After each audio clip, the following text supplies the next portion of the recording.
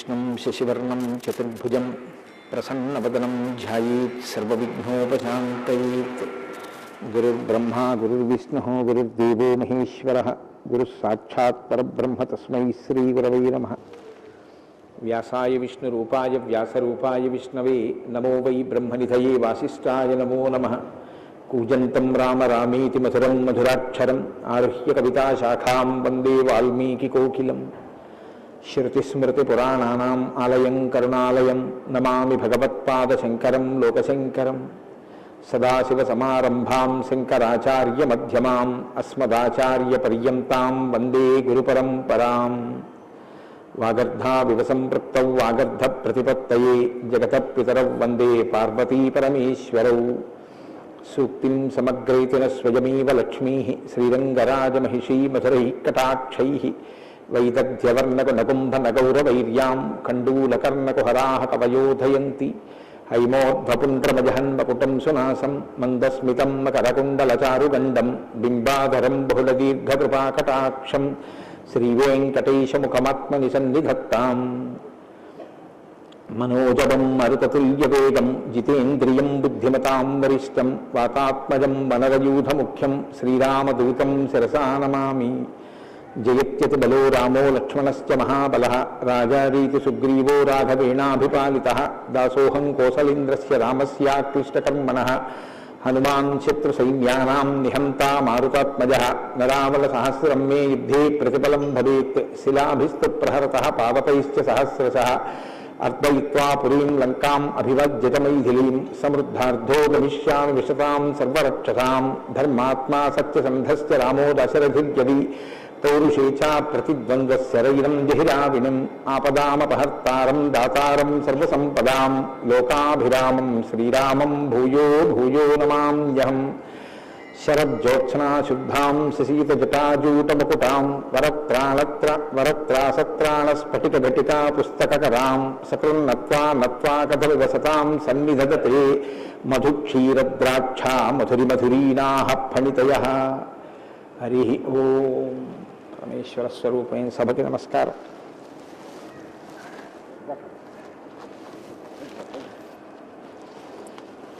శంకర భగవత్పాదుల చేత ప్రతిష్ఠించబడినటువంటి భారతదేశం నాలుగు మూలలా ఉన్నటువంటి నాలుగు పీఠాలలో సార్వభౌమ పీఠంగా పరిగణింపబడినటువంటి దక్షిణ భారతదేశంలోని శృంగగిరి పీఠానికి ఆధ్వర్యం వహిస్తున్న పూజ్యపాదులు శ్రీ శ్రీ శ్రీ భారతీ తీర్థస్వామి వారి యొక్క దివ్యమైనటువంటి సందేశంతో ప్రారంభమై వారి యొక్క అనుగ్రహ ఆశీస్సులతో ప్రారంభమైన ఈ శ్రీరామాయణ యజ్ఞ కార్యక్రమంలో 42 రోజుల పాటు 7 రోజులు ఒక కాండ చప్పున 6 కాండలు 6 ఏళ్ళు 42 రోజులలో పూర్తి చేసి చిట్ట చివర పట్టాభిషేకం వరకు శ్రీరామాయణాన్ని సంపూర్ణంగా ప్రవచనం చేసేటటువంటి భాగ్యం నాకు కలగడం పరమేశ్వరుని యొక్క నిర్హేతుక కృపాకటాక్ష వీక్షణంగా భావన చేస్తున్నాను. శ్రీరామాయణం నిజంగా శ్రీరామాయణం. ఎందుచేత నేను ఈ మాట అంటున్నానంటే ఇప్పుడే మీరు పీఠాధిపతుల యొక్క అనుగ్రహ భాషణంలో విన్నారు. వేదవేద్యే పరే పుంసి జాతే దశరథాత్మజే వేద ప్రచేతసాదాసీత్ సాక్షాత్ రామాయణాత్మన అంటారు.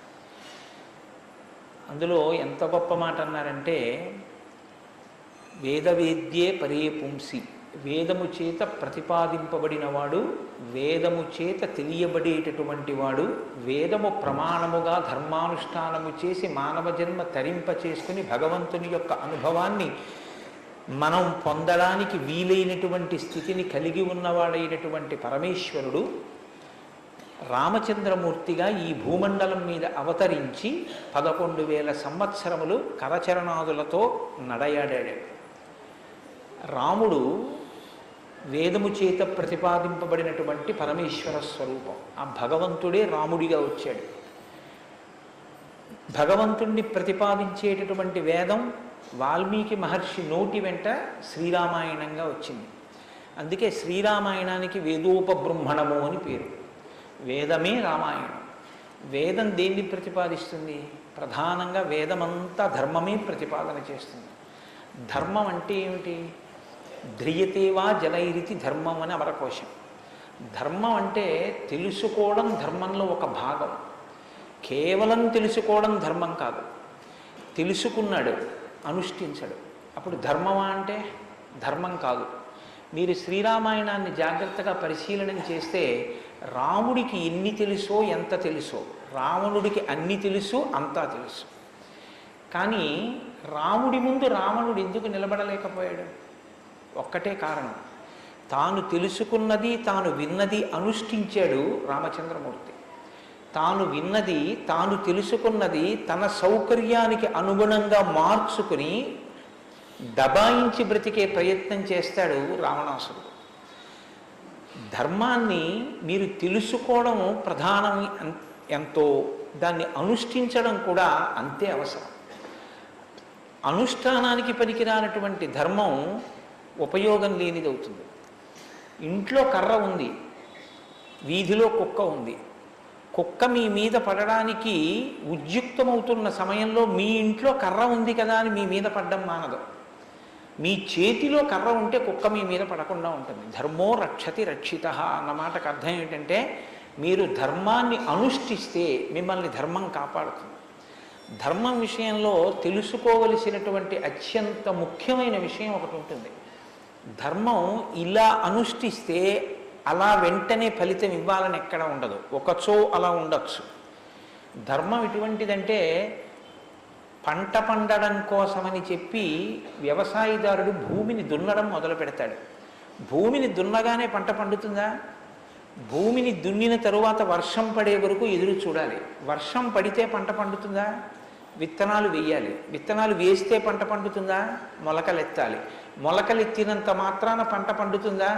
దానికి చీడా పీడా పట్టకుండా సస్యరక్షణ చేసుకోవాలి. 6 గాలము శ్రమిస్తే చిట్ట చివర ఆ పంట బాగా చేతికొచ్చి ఫలసాయాన్ని ఇస్తుంది. అప్పుడు కోత కోసి తెచ్చి పొలం గట్టున వేసి బస్తాలకెత్తి ఇంటికి తీసుకెళ్ళి దాచుకునే పర్యంతము పండిన పంట మీ చేతికి వచ్చింది అని నమ్మకంగా చెప్పడం సాధ్యం కాదు. ధర్మం కూడా అంతే. ఇవాళ మీరు ధర్మం చేశారు అని వెంటనే ఫలితం ఇవ్వదు. అధర్మం కూడా అంతే. మీరు ఇవాళ అధర్మం చేశారు అని వెంటనే ఫలితం ఇవ్వదు. లోకంలో మీరు చూస్తూ ఉంటారు, ఒక్కొక్కడు చాలా పాపాచరణముతో ఉంటాడు, ఈశ్వరుని యందు భక్తి ఉండదు, శాస్త్రం ఏది వద్దందో అది చేస్తూ ఉంటాడు, కానీ సర్వసుఖములను అనుభవిస్తూ ఉంటాడు. మనకేమనిపిస్తుందంటే, ఆయన ఈశ్వరుణ్ణి ధిక్కరించాడు కదా, ఆయన ఏం ధర్మం పాటించట్లేదు కదా, ఆయన ఏం వేద ప్రమాణాన్ని అంగీకరించట్లేదు కదా, ఆయన సంతోషంగా సుఖంగా ఉన్నాడు. అన్నీ విని అన్నీ నమ్మి అన్నీ విశ్వసించి వేదమును ప్రమాణముగా స్వీకరించి ధర్మమును అనుష్ఠించినటువంటి నేను కష్టాలు పడుతున్నాను, ఏమిటి ఉపయోగం ఈ ధర్మం పట్టుకుంటే అనిపిస్తుంది. ధర్మం పట్టుకోవడం ఎటువంటిది అంటే, పంట పండడం కోసమని పొలం దున్నడం లాంటిది. పొలం దున్ని కష్టపడిన వాడికి పంట ఎప్పటికైనా చేతికొచ్చినట్టే. ధర్మాన్ని అనుష్ఠించిన వాడికి కూడా ధర్మం కాపాడి తీరుతుంది. అధర్మం ఇంటికి అంటుకున్నటువంటి చిన్న మంట లాంటిది.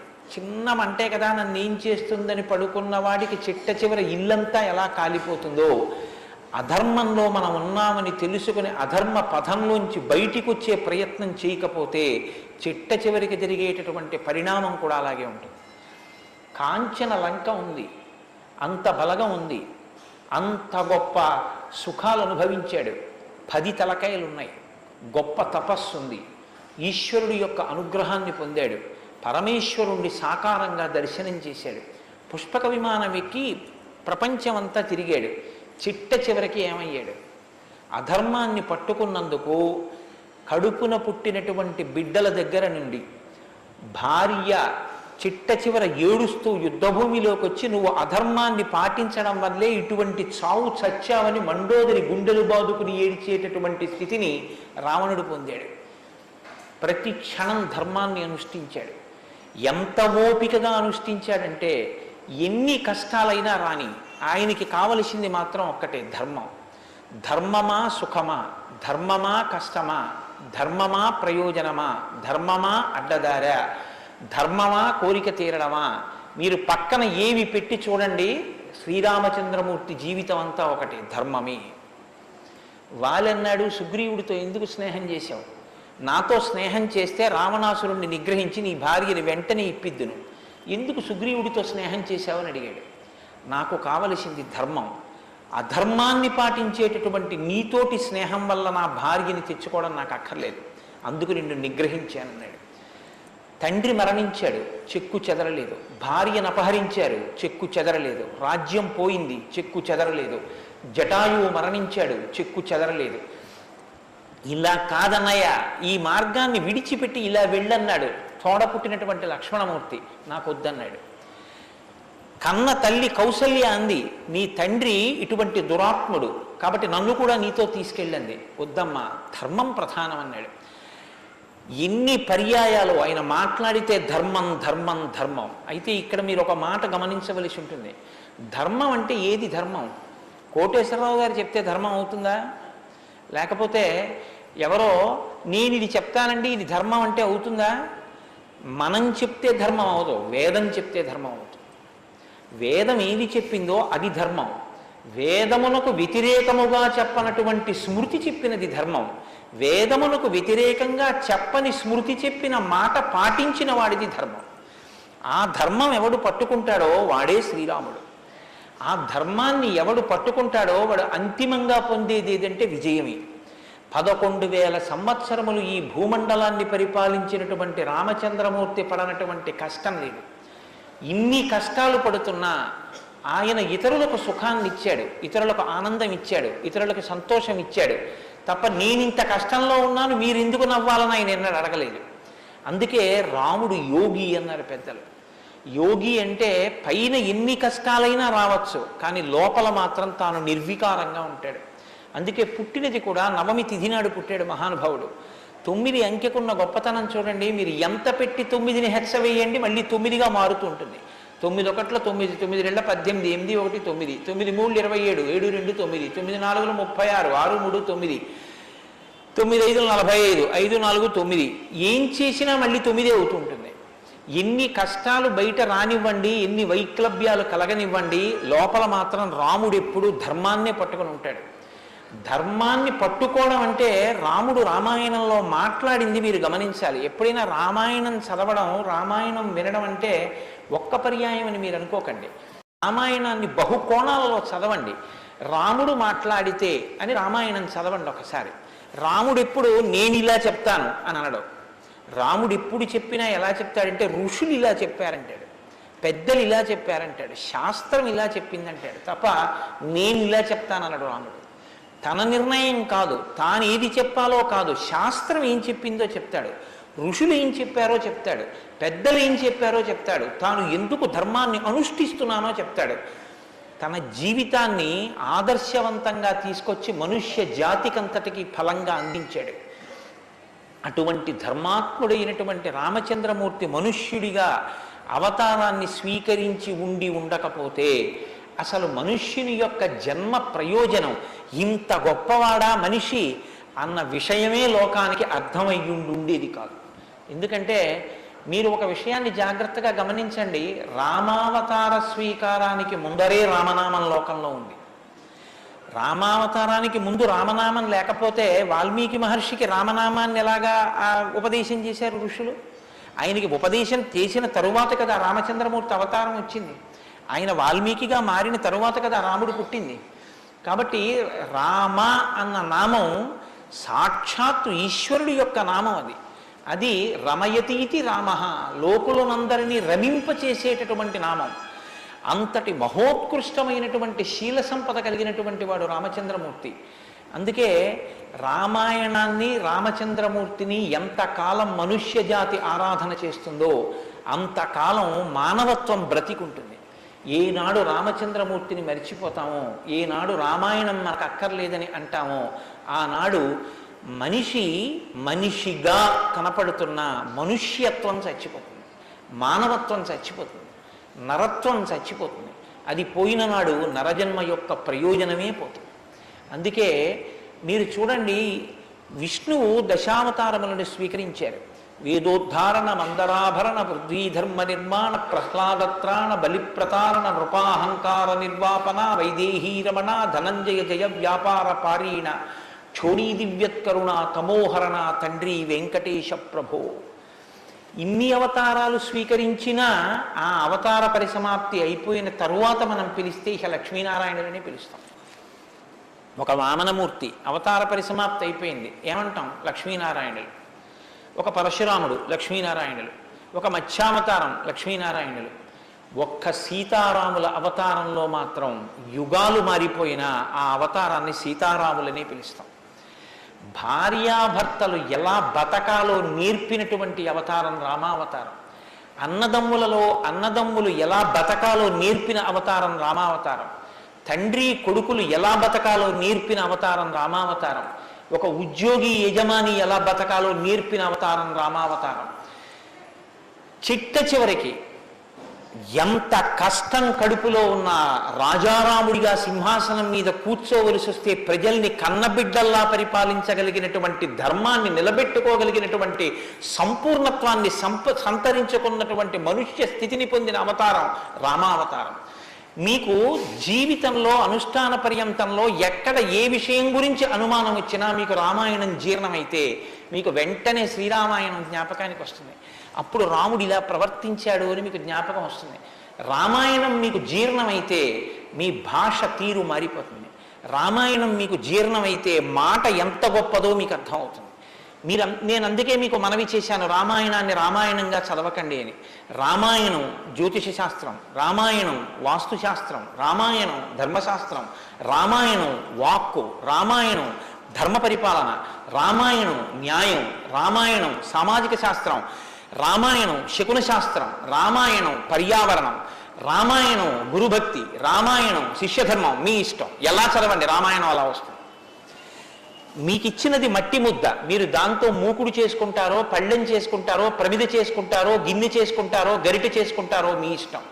రామాయణాన్ని మీరు ఎలా చూడాలనుకుంటే మీకు అలా కనపడుతుంది. శ్రీరామాయణానికి ఉన్న గొప్పతనం ఏమిటంటే వాల్మీకి మహర్షి ఎవ్వరికీ కూడా కితాబులు ఇవ్వరు.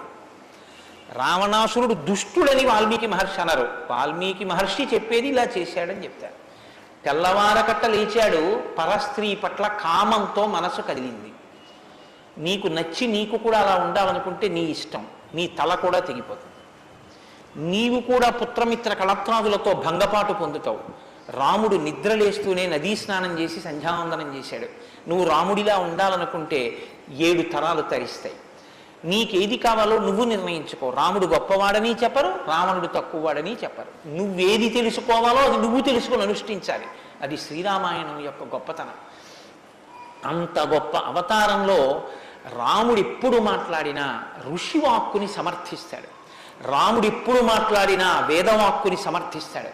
రాముడు ఎప్పుడు మాట్లాడినా ధర్మాన్ని సమర్థిస్తాడు. ఇది మీరు బాగా జ్ఞాపకం పెట్టుకోవాలి.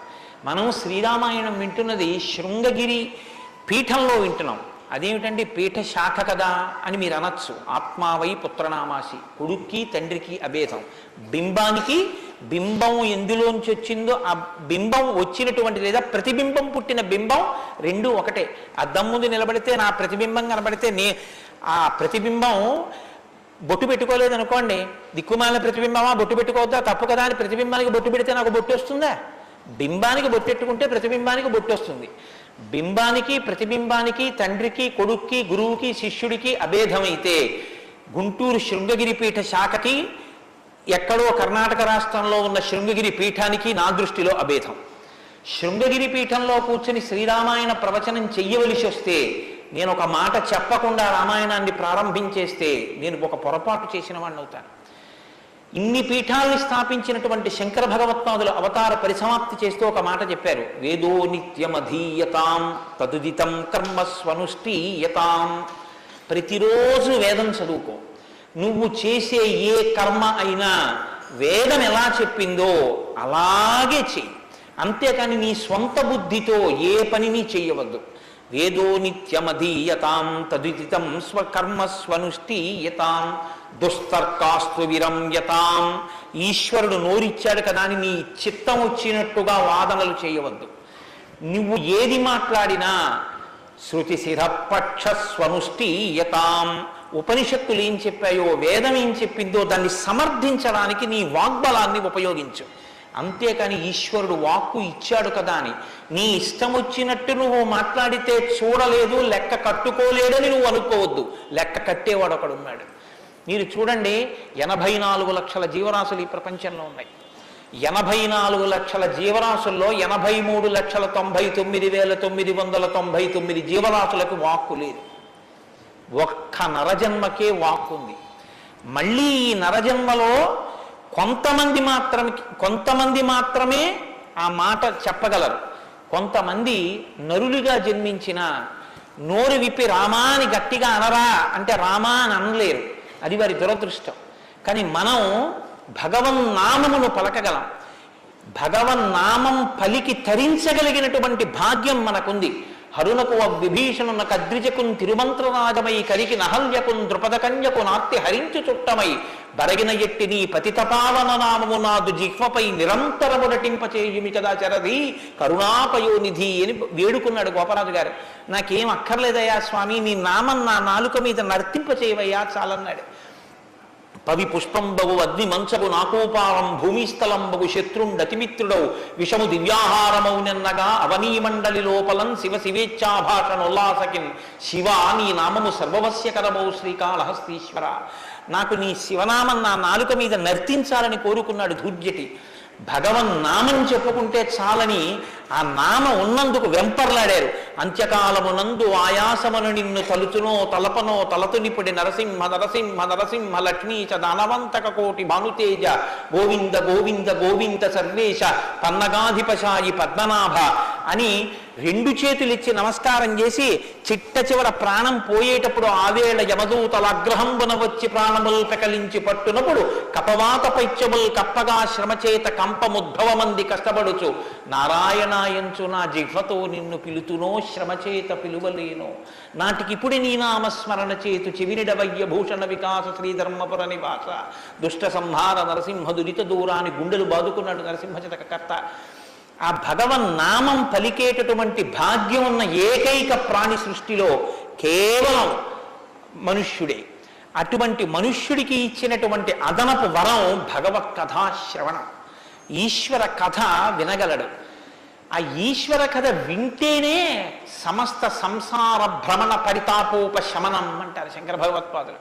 గలంతి శంభోత్చరిత చరిత కిల్బిషరజో దళంతి ధీకుల్యాశరతి పతంతి విజయతాం దిశంతి సంసార భ్రమణ పరితాపోపశమనం వసంతి మచ్చేతో హృదవు విశివానందలహరి అంటారు.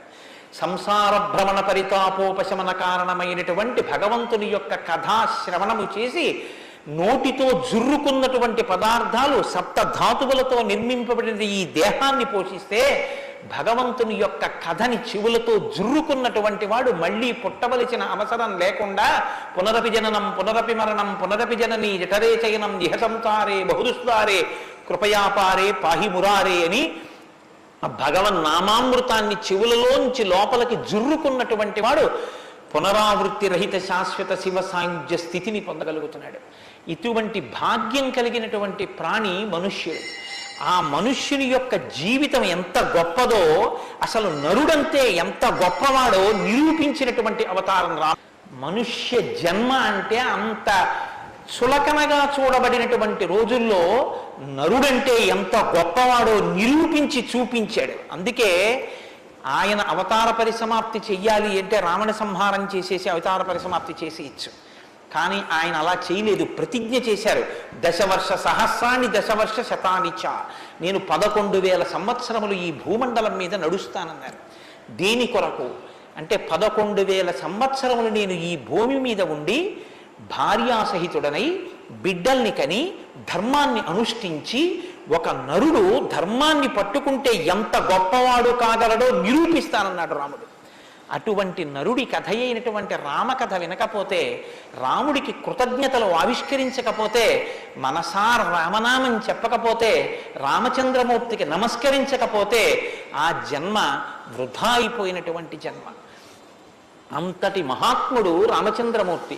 కాబట్టి వేదవేద్యే పరే పుంసీ జాతే దశరథాత్మజే వేద ప్రచేతసాదాసీత్ సాక్షాత్ రామాయణాత్మన. వేదము వేదోపబృంహణమై రామకథగా భూలోకంలో వచ్చింది. ఆ వేదము ఈశ్వరుని యొక్క శ్వాస. ఈ వేదము వాల్మీకి గిరి సంభూత. వాల్మీకి అనబడేటటువంటి పర్వతంలోంచి పుట్టినటువంటి ఒక జీవనది. వేదము మనం వెళ్ళి స్నానం చెయ్యాలి, మనం వెళ్ళి దర్శనం చెయ్యాలి. రామాయణము ప్రవహించి ఇంటింటి ముందు నుంచి విడిపోయినటువంటి గంగ లాంటిది. దక్షిణామూర్తి వేదం, శంకరాచార్యుల వారు రామాయణం. దక్షిణామూర్తి ఎక్కడో ఒక్క చోట కూర్చుని ఉంటారు. సనక సనందనాదులు కూడా ఆయన కూర్చున్న చోటుకే వెళ్ళి నమస్కారం చేసి జ్ఞానోపలబ్ధి పొందాలి. శంకరాచార్యుల వారు అలా కాదు. శంభోర్మూర్తిశ్చరతి భువనే శంకరాచార్య రూప. ఆ దక్షిణామూర్తి మౌనం విడిచిపెట్టి ఆసేత హిమాచల పర్యంతం పాదచారి అయి 3 పర్యాయములు పర్యటించి వేద విరుద్ధమైన వాదనలు ఖండించి మళ్లీ వేద విరుద్ధమైన వాదనలు ఈ భారతదేశంలోకి ప్రవేశించకుండా కాపు పెట్టాలన్న ఉద్దేశ్యంతో తూర్పున జగన్నాథ్లో గోవర్ధన పీఠము, పడమర ద్వారకలో కాళికాపీఠము, ఉత్తరమున బద్రికాశ్రమములో జ్యోతిపీఠము, దక్షిణమున శృంగగిరిలో శారదాపీఠము, 4 చోట్ల 4 పీఠములను కాపు పెట్టి గురు పరంపర నిరంతరము కొనసాగేటట్టుగా మనని అనుగ్రహించి వేద విరుద్ధమైన వాదనలు భారతదేశంలో ప్రవేశించకుండా రక్షించినటువంటి మహాపురుషుడైనటువంటి శంకర భగవత్పాదులు తానే ఆసేతు హిమాచలం పరిగెట్టించి ప్రతి ఇంటి ముందుకొచ్చి జ్ఞానబోధ చేసినట్టు రామాయణం అనేటటువంటి గంగ వాల్మీకి గిరిశంభూతయ్యి వాడలా ప్రవహించింది. రామకథ రామనామం తెలియనివాడు లోకంలో ఉండడు. ఏదైనా తెలియదేమో, రామకథ తెలియనివాడు రామనామం తెలియనివాడు లోకంలో ఉండడు. మంచికైనా రామనామం, చెడుకైనా రామనామం. ఏమయ్యా అంత పని చేసావా? రామరామ నేను చేస్తానండి అంటాడు. ఏదైనా చూడకూడదు చూస్తే రామరామ ఇలాంటిది చూశానేమండి అంటాడు. ఏదైనా మంచి జరిగితే రామరామ ఎంత మంచి మాట విన్నాను ఇవ్వాలంటాడు. భారతీయ సంస్కృతిలో రామనామం మమేకమైపోయింది. అటువంటి రామాయణం, అటువంటి రామనామం ధర్మానికి ఆలవాలం. ధర్మాన్ని వ్యతిరేకించడం కన్నా ఘోరమైన పాపం లోకంలో ఇంకోటి ఉండదు. ఇవాల్టి రోజున రామాయణం యొక్క ఆవశ్యకత మరీ ఎక్కువ. ఎందుచేతనో తెలుసా అండి? ఒకానొకప్పుడు ధర్మానికి వ్యతిరేకంగా మాట్లాడితేనే చాలా దోషం. అటువంటిది ఇవాళ ఏ స్థితి వచ్చేసిందంటే ధర్మాన్ని ధర్మము అని పేరు పెట్టి వ్యతిరేకంగా మాట్లాడితే బాగుండదని ధర్మానికి ఇంకొక పేరు పెట్టి వ్యతిరేకంగా మాట్లాడే రోజులు వచ్చాయి. ఒకడు ఆవుని చంపేయాలనుకున్నాడు. ఆవుని చంపేయండి అంటే మిగిలిన వాళ్ళు బుద్ధి ఉందా లేదా అంటారు. అందుకని ఆవుని ఇంకొక క్రూర మృగం పేరు పెట్టి పిలిచి చంపేయమన్నాడు వాడు. ఎంత గడుసరితనం చూడండి. ఈ పులిని చంపేయండి అన్నాడు. పులిని చంపేయండి అంటే చూడని వాడేమనుకుంటాడు? పులిని చంపేస్తే తప్పేమిటి, వచ్చి ఊళ్ళ మీద పడిపోతుంది అనుకుంటాడు. అది పావుని చంపేయండి అన్నాడు. విన్నవాడు పావు అనుకున్నాడు, కనదు ఆవు. ఆవుని చూపించి పావుని చంపేయండి అన్నాడు. వాడికి తెలియదా ఇది ఆవు అని? తెలుసు. మరి ఆవుని చంపేయండి అని ఎందుకండ అంటే ఆవుని చంపేయండి అంటే ఆవుని చంపడం ఏమిట్రా అంటారని పావుని చంపేయండి అన్నాడు. తెలిసి ధర్మాన్ని ఆచరించకండి అంటే జనం తిరగబడతారని మూఢ విశ్వాసాల జోలికి వెళ్ళకండి అంటున్నాడు. పేరు మార్చారు కానీ వ్యవస్థని ధర్మానికి దూరం చేస్తున్నారు. ఆ స్థితి నుంచి మనం రక్షింపబడాలంటే మనకున్న ఆధారం ఒక్కటే, శ్రీరామాయణాన్ని వినాలి, శ్రీరామాయణాన్ని బాగా తెలుసుకోవాలి, శ్రీరామాయణాన్ని తరచి గమనించాలి. రామాయణం మనకి తెలుసున్న రామకథే కదా అనుకోకండి. నేను మీకు యథార్థం మనవి చేస్తున్నాను. మీరు రామాయణాన్ని ఎన్ని మాటలు చదవండి, ఎన్ని మాటలు వినండి, మీకు రామాయణం కొత్త కోణంలో ప్రకాశిస్తుంది, రామాయణం కొత్త కోణంలో భాషిస్తుంది. అంత గొప్ప రామాయణం. సరే నువ్వు చెప్పేది రామాయణం కదా, రామాయణం గురించి ఎందుకు అంతసేపు చెప్తావు? మేము ఎదుర వింటాం కదా రామాయణం, అసలు నువ్వు రామాయణం ప్రారంభం చెయ్యి అని మీరు అంటారు. నాకు తెలుసు. శ్రీరామాయణ ప్రారంభం ఎక్కడ జరిగింది అంటే తపస్వాధ్యాయ నిరతం తపస్వీ వాగ్విదాం వరం నారదం పరిపప్రచ్చర్ వాల్మీకి మునిపుంగవం అన్నారు. ఒకానొక నాడు వాల్మీకి మహర్షి తన ఆశ్రమంలో ఉన్నారు. నారద మహర్షి వచ్చారు. నారద మహర్షి వస్తే వచ్చిన నారద మహర్షి ఎటువంటి వారో చెప్తున్నారు. మొదట ఏదో నారదుడు వచ్చారు, వాల్మీకి అడిగారు, అది కాదు ఆ శ్లోకం. మీరు ఆ శ్లోకాన్ని చాలా జాగ్రత్తగా గమనించాలి. ఎటువంటి నారదుడు ఎటువంటి వాల్మీకి మహర్షి ఆశ్రమానికి వచ్చారట? తపస్వాధ్యాయ నిరతం తపస్వి వాగ్విదాం వరం నారదం పరిపప్రచ్చర్ వాల్మీకిర్ మునిపుంగవం. ఈ శ్లోకం నేను చెప్పే ముందు మీతో ఒక మాట నేను మనవి చెయ్యాలి. వాల్మీకి మహర్షి ఆశ్రమానికి నారదుడు వచ్చి సంక్షేప రామాయణం చెప్పిన తరువాత కదా రామాయణం ప్రచారంలోకి వచ్చింది. వాల్మీకి మహర్షి ఆశ్రమానికి నారద మహర్షి వచ్చిన తరువాత రామాయణాన్ని ఎవరికి నేర్పారు? ఆయన రచన చేసి మొట్టమొదట ఎవరికి నేర్పి ఉండాలి? ప్రవాహము అంటే ఎవరి ద్వారానో వెళ్ళాలి కదా. అది మొట్టమొదట లోకంలో దాన్ని ప్రచారం ఎవరితో ప్రారంభమైంది? వాల్మీకి రామాయణ రచన చేసి ఎవరికి నేర్పారు? వాల్మీకి రామాయణ రచన చెయ్యగానే నేర్పిన మొట్టమొదటి శిష్యులు లవకుశులు. లవకుశులకి మొట్టమొదట